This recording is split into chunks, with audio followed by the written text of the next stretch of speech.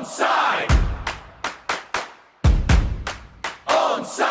16 years ago, during the 2010 World Cup in South Africa, only one single team went completely undefeated in the entire tournament. Which is still wild to think about. Right. It wasn't the ultimate champions, Spain.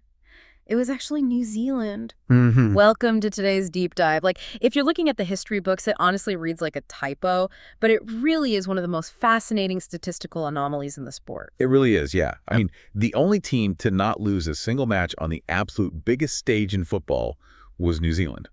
They drew against Slovakia, they drew against Paraguay, and they somehow managed a miraculous 1-1 draw against the defending champions, Italy.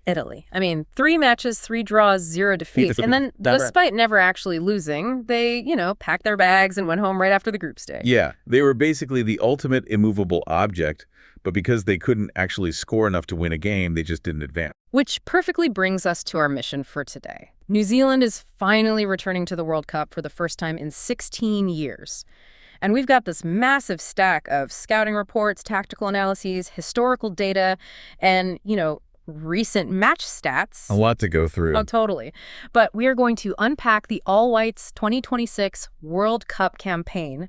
We're going to break down their squad, decode their tactical identity, and try to predict their fate in a completely brutal Group G. Because stepping back into the global spotlight after, well, more than a decade away, it presents a highly unique set of pressures. I mean, the landscape of international football has changed so drastically since 2010. Okay, let's unpack this, because when I think about that 2010 undefeated run, the best analogy is like a heavyweight boxing match, right? Yeah, I like that. The New Zealand basically survived by dodging or blocking every single punch thrown at them for 3 whole fights. Like, they just exhausted the clock. Yeah, but they never really threw a punch back. Exactly. So the central question for you listening as we get into this deep dive is, as they step back into the ring for the 2026 World Cup, can they finally throw a knockout punch this time? Well, to figure out if they actually have that knockout punch, we have to look at the really fascinating mix of personnel they are bringing to North America. Yeah. And honestly, how they even secured their ticket this time around. Because their path to the 2026 World Cup is just entirely different now.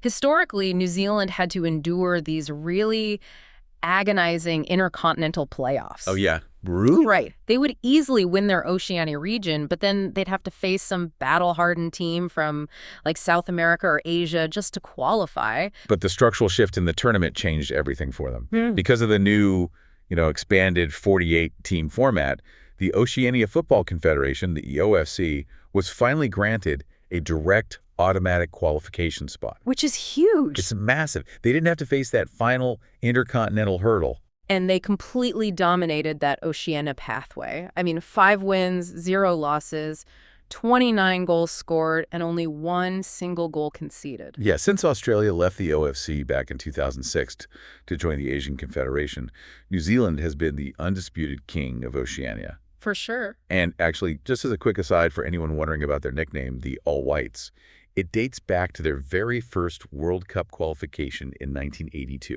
Oh, I love this bit of trivia. Yeah, they wore an all-white kit specifically to contrast with the famous all-black uniforms of the national rugby team, the All Blacks. It's just such a great piece of history. So head coach Darren Baisley has to assemble a 26-man roster from this dominant regional team to take to the World Cup. Right. And when you look at the squad list, the first thing that really jumps out is the veteran presence. There are actually 2 players on this 2026 roster who are on that legendary 2010 squad 16 years ago. Yeah, first you have their talisman, Chris Wood. He's 34 years old now. He's the captain. And he's returning from a knee injury that actually required surgery. But his pedigree is just undeniable. Oh, absolutely. Yeah. He spent over a decade in the English Premier League, including a recent 20-goal season for Nottingham Forest. With 45 international goals, he is the undisputed focal point of everything New Zealand does offensively. He is basically the definition of a target man. But then there's the other 2010 veteran, Tommy Smith. Right, Tommy Smith. He's 36 years old, and according to the roster data we've got here, he's currently playing for Braintree Town in the English National League. Yeah, which is the 5th tier of English football. Wait, I really have to push back on this. You are telling me the manager is bringing a 36-year-old 5th-tier English League player to face off against guys like Kevin De Bruyne and Mohamed Salah, like, just for I vibes. know how it sounds. But what's fascinating here is that manager Darren Baisley uses a very specific term for Tommy Smith's role. He calls him a cultural architect. A cultural architect. Yeah. Okay, but how does that actually manifest on, like, a Tuesday in training? Is he running film sessions, or is he just there to give a really good halftime speech? I'm just trying to understand why you give up a precious roster spot for this. Well, it manifests in the daily standards and the psychological management of the squad. I mean, Smith isn't being brought in to outsprint elite Premier League wingers. Obviously not. Right. Barring a catastrophic injury crisis, he likely won't play a single minute on the pitch. But you have to remember that this New Zealand squad is largely stepping onto the global stage for the very first time. That's a good point. The vast majority of these players have just never felt the suffocating media pressure or the immense weight of a World Cup camp. So Smith is the bridge. He translates the coaching staff's tactical demands into a language the players actually respect. Oh, I see. Because he's been there. Exactly. He brings the incredibly rare lived experience of actually navigating a World Cup campaign from that 2010 run. He shows the younger players how to manage their energy, how to recover, and basically how to block out the noise. So he's almost like a player coach whose primary job is managing the temperature of the locker room. That actually makes a lot more sense, especially when you look at the other end of the age spectrum on this squad. For sure. Because while you have Wood and Smith in their mid-30s, there is this wave of really exciting, untested young talent. Yeah, you have rising stars stepping into massive roles. Tyler Bindon is only 21, playing as a defender for Sheffield United in the English Championship. And there's a great piece of trivia there, too. His mother, Jenny Bindon, actually played in 2 World Cups for the New Zealand women's team. Oh, wow. Really? No, they are the first mother-son duo to achieve that for the entire country. That is amazing. And then you also have Finn Surman, who's 22 years old, holding his own as a center back for the Portland Timbers in MLS. Yep. And then further up the pitch, Ben Old. He's 23, playing for Saint-Étienne in France. Right, the winger. Exactly. He is crucial because he brings this explosive, direct pace to the wing that New Zealand desperately needs to stretch opposing defenses. So you have this really fascinating blend, right? The wise elders who have seen the mountaintop and the fearless kids with fresh legs. But having the right personnel is only half the puzzle here. That's very true. Because they are stepping into this tournament as the 85th ranked team in the world. I mean, they are the lowest ranked team in the entire competition. How do you actually organize that blend of players against elite competition? The answer is built entirely on a foundation of absolute defensive discipline, because they just don't have the individual technical quality to go toe-to-toe with top nations in an open attacking game. Right. So they utilize a highly physical, incredibly compact, low-block defense. And for those listening who might not obsess over all the tactical jargon, a low block basically means the entire team drops back very close to their own penalty area when the other team has the ball. Yeah, they aren't trying to pressure the opponent high off the field. Exactly. Instead, they just pack the defensive third with bodies to eliminate any passing lanes. And we just saw this put to the ultimate test in their final warm-up match before the tournament, which was against England. Oh, man, the conditions for that were brutal. They really were. It was played in Tampa, Florida, in sweltering 33 degrees Celsius heat, which is about 91 Fahrenheit. And England totally dominated the ball in that game. I think they held like 72% possession. They did. But New Zealand didn't crumble. Their low block requires intense concentration. You are constantly shifting side to side as a cohesive unit, tracking the ball, never breaking the defensive line. Yeah, their goalkeeper, Max Crocombe, was fantastic that day. He was. They fought for every single inch, and England only managed to squeeze out a narrow 1-0 win off a stoppage-time header from Harry Kane. That match was just a perfect showcase of their defensive shield. I keep thinking about New Zealand's tactical setup like a massive automotive shock absorber. A shock absorber. Okay. Yeah. Track. Yeah, the low block is designed to take all the kinetic energy out of an opponent's attack. Teams crash into it, and the structure just compresses and absorbs the impact. But looking at the scouting reports, they also clearly highlight the cracks in that system. They do, yeah. The warm-up matches before England exposed those cracks pretty badly. They took a 2-0 loss to Finland, and then a really alarming 4-0 defeat to Haiti. Yikes. Yeah. And those matches highlighted 2 major flaws. First, they struggle immensely against teams that transition with speed. A low block only works when you actually have the time to set it up. Right. If they lose the ball and the opponent counterattacks before New Zealand can get those bodies back into shape, they just get carved open. Exactly. And the second flaw is a glaring vulnerability defending set pieces. Corners and free kicks. Which feels completely counterintuitive, right? Like if you have big physical defenders who are used to sitting deep anyway, shouldn't you naturally be great at defending corners? You would really think so. But the issue comes down to the mechanics of how they actually defend those set pieces. They often rely heavily on static zonal marking. Meaning they guard a specific area of space rather than tracking a specific opposing player. Right. And when they face highly technical teams that use complex, overlapping, dynamic runs during a corner kick, that static structure just breaks down. There are communication gaps, players get caught flat-footed, and, well, they concede. So the shock absorber can handle a slow, steady pressure, but it totally breaks if the attack is sudden or highly choreographed. Exactly. And offensively, if we stick with the shock absorber analogy, a shock absorber doesn't generate its own forward momentum. That actually requires a spring, and New Zealand's spring is basically just Chris Wood. It really is. Their attacking strategy is heavily reliant on him. The scouting reports are blunt. If Wood isn't getting service or if he's marked out of the game by two elite center backs, they severely lack creative depth. Yeah, they're midfield guys like Marco Stamenek and Joe Bell. They are great at winning second balls. Meaning, after a long pass is headed up into the air, they are fantastic at fighting for that unpredictable loose touch. Right. But they aren't exactly threading the needle with magical defense splitting through passes. They win the ball, they launch it into Wood's general area, and they just hope he can physically bully a defender to create a chance. And if we connect this to the bigger picture, you have to consider the intense psychological whiplash this team is experiencing right now. What do you mean? Think about their last 2 years. In the Oceania qualifiers, New Zealand is the absolute superpower. They dictate the tempo, they push their lines high, and they score 7 or 8 goals against teams like Vanuatu and Samoa. They hold the ball all game. Oh, right. But the moment they step onto the pitch at the World Cup, their reality completely inverts. Exactly. Going from 70% possession in Oceania to 28% possession against England, instantly transforming from the apex predator of your region to a team that has to survive entirely without the ball on the global stage. That requires a monumental shift in mindset. It really does. You are basically rewiring your entire muscle memory. Okay, so the defensive shock absorber is installed, and they are desperately trying to rewire their mindset. Let's look at who they actually have to test this against. The gauntlet. The gauntlet, exactly.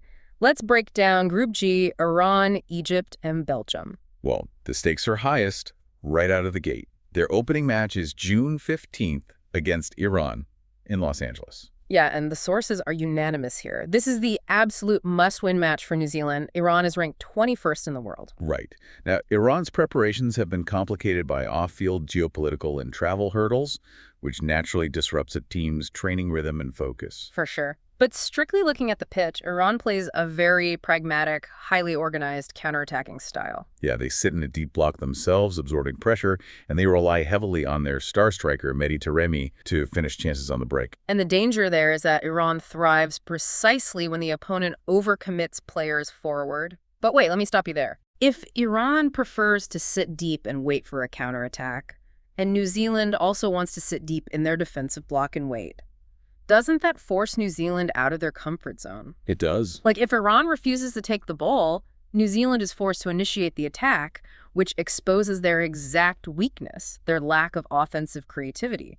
This raises a really important question, and it is the defining tactical paradox of this opening match. Yeah. You have two teams who are statistically and psychologically most comfortable when the other team has the ball. It becomes a high-stakes game of tactical chicken. Exactly. If neither team wants to commit numbers forward because they are absolutely terrified of the counterattack, the game will likely just grind to a halt. It's basically a 90-minute staring contest where nobody wants to blink. And in a gritty, intensely physical stalemate like that, the entire match might be decided by a single mechanical breakdown. Like what? A momentary lapse in concentration, or, given New Zealand's recent vulnerabilities, a single, poorly defended set piece where that static zonal marking fails them. Wow. So match 1 is a tactical staring contest. Then on June 21st in Vancouver, they face Egypt. And if Iran is a staring contest, the scouting reports paint Egypt as a deadly trap. Egypt represents a massive step up in transitional danger. They are incredibly compact defensively, but when they win the ball, their speed on the counter is just lethal. Yeah, because they have Mohamed Salah. Salah partnered with Omar Marmoush. That is a world-class attacking duo. The specific threat for New Zealand here is a lack of spatial discipline. Meaning what, exactly? Meaning keeping your defensive shape perfectly intact. If New Zealand's fullbacks players like Tim Payne or Liberato Kekich push too far forward up the pitch trying to deliver crosses to Chris Wood, they will leave vast open spaces behind them on the wings. Oh, and Mohamed Salah makes a living surgically exploiting those exact wide areas. Exactly. Yeah. If Keita gets caught out of position, Salah will receive the ball in stride and be running directly at an isolated center back before the rest of the defense can even recover. So New Zealand has to stay incredibly disciplined, don't take the bait to attack the wings, and absolutely don't give Salah an inch of space to run into. Yep. And then, as if that wasn't mentally exhausting enough, match 3 is on June 26th against Belgium, the final boss of Group G. Belgium is the heavy favorite to win the group. Their famous golden generation is aging, sure, and their backline is actually in a bit of a transition phase, relying on some younger, less experienced center backs. So technically, they are vulnerable if you can get at them. But getting at them is the problem, because their midfield and attack are still absolutely terrifying. You've got Kevin De Bruyne pulling the strings, and you've got Jeremy Doku running at you. And if I understand the mechanics right, a player like Doku is an absolute nightmare for a low block defense. He is. A low block relies on outnumbering the attackers in the penalty area. But Doku has elite one-on-one dribbling skills. If he beats his primary defender on the wing, it forces a second New Zealand defender to step out of the block to stop him. Oh, I see. And the moment that second defender steps out, the structural integrity of the entire shock absorber is compromised. A gap opens up in the middle. And that is exactly what Kevin De Bruyne is waiting for. De Bruyne's passing range is specifically engineered to dismantle packed defenses. Because he operates in those half spaces, right? Exactly, those areas between the wing and the center of the pitch. And he can bend passes around defenders, finding angles that honestly shouldn't mathematically exist. Man. So against Belgium, New Zealand will likely just be pinned inside their own penalty box for the full 90 minutes. It will be an exercise in pure survival, yeah. Just hoping Max Strocum can stand on his head and maybe launching a long ball to Chris Wood on a prayer. It sounds utterly exhausting just talking about it. So what does this all mean? Let's distill this down for you listening. New Zealand is walking into North America as the ultimate tournament underdog. Ranked 85th. Exactly. They are relying on a rigid, physical, defensive low block, the veteran goal-scoring burden of Chris Wood, the locker room management of Tommy Smith, and the fresh energy of rising stars like Tyler Bindon and Ben Old. Yeah. And they're facing a brutal group in Belgium, Egypt, and Iran. But their entire campaign, their whole hope of making history, really hinges on that crucial opening tactical chess match against Iran. It does all come down to Iran. But there is a massive twist to all of this that completely changes the math for New Zealand. Oh. We mentioned the new 48-team format earlier when discussing how they qualified. Well, because the tournament is expanded, the progression rules out of the group stage have changed. Right. The top 2 teams in each group advance, as always. But the 4 best third-place teams across the entire tournament will also advance to the new round of 32. Wow. Wait, so the bar for success is actually significantly lower than it was during their undefeated run in 2010. It completely alters their tournament strategy. New Zealand doesn't need to slay the dragon that is Belgium. Yeah. They don't even necessarily need to outrun Mohamed Salah in Egypt. They just need to beat Iran. If they can secure just one miraculous win against Iran in that opening match and maybe keep the goal difference respectable by utilizing that shock absorber defense in their losses, 3 points could very well be enough to advance out of the group stage for the first time in their nation's history. They just need one knockout punch, which is an incredible reality. But I want to leave you with a different angle to mull over as you watch the All-Whites take the pitch in 2026. Yeah. We know that in New Zealand, the sporting culture is absolutely dominated by rugby and the All Blacks. Football has always been the secondary, sometimes even tertiary sport. Oh, completely. 16 years ago, they proved they could survive against the best in the world. But if Darren Baisley's squad can actually secure that one win against Iran, if they can advance to the round of 32, consider what that does back home. What happens to the sporting identity of a nation when their football team proves they don't just belong on the global stage, but they actually know how to win on it? It could trigger a generational shift. We're about to find out.